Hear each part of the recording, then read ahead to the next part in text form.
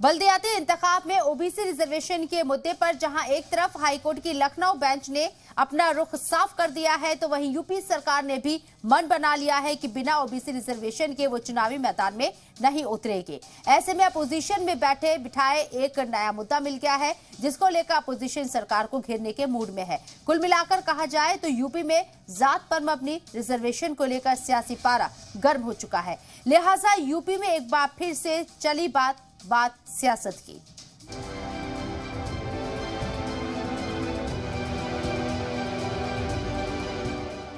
तमाम फैक्ट्स को परखने और दलील को सुनने के बाद हाईकोर्ट की लखनऊ बेंच ने बल्दियाती इंतखाब में रिजर्वेशन के मुद्दे पर अपना फैसला सुना दिया है।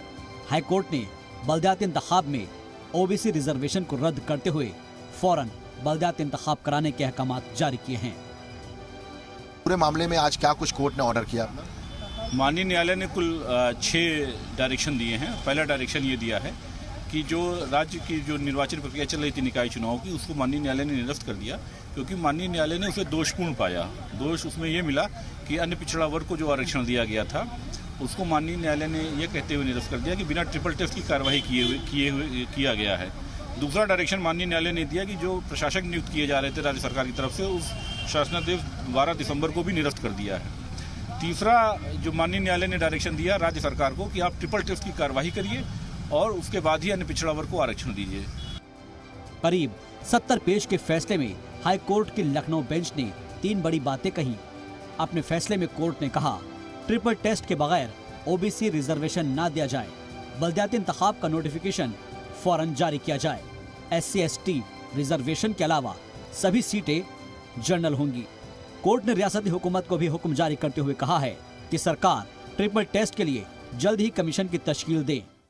क्या आप इसके लिए तैयार हैं कि ओबीसी आरक्षण के बिना ही चुनाव करा दिया जाए? नहीं, सरकार अन्य पिछड़ा वर्ग को आरक्षण के बिना चुनाव कराने की पक्षधर है ही नहीं, और जब भी चुनाव होंगे अन्य पिछड़ा वर्ग को आरक्षण दे करके ही कराए जाएंगे। लेकिन अभी माननीय उच्च न्यायालय का जो भी आदेश आया है उसका विस्तृत अध्ययन विधि विशेषज्ञों और अधिकारियों के साथ बैठ करके किया जाएगा। कोर्ट के फैसले पर रियासती हुकूमत का भी रद्देअमल सामने आ गया है।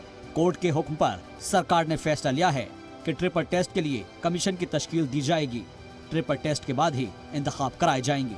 हाईकोर्ट के फैसले के खिलाफ सरकार सुप्रीम कोर्ट का रुख करेगी।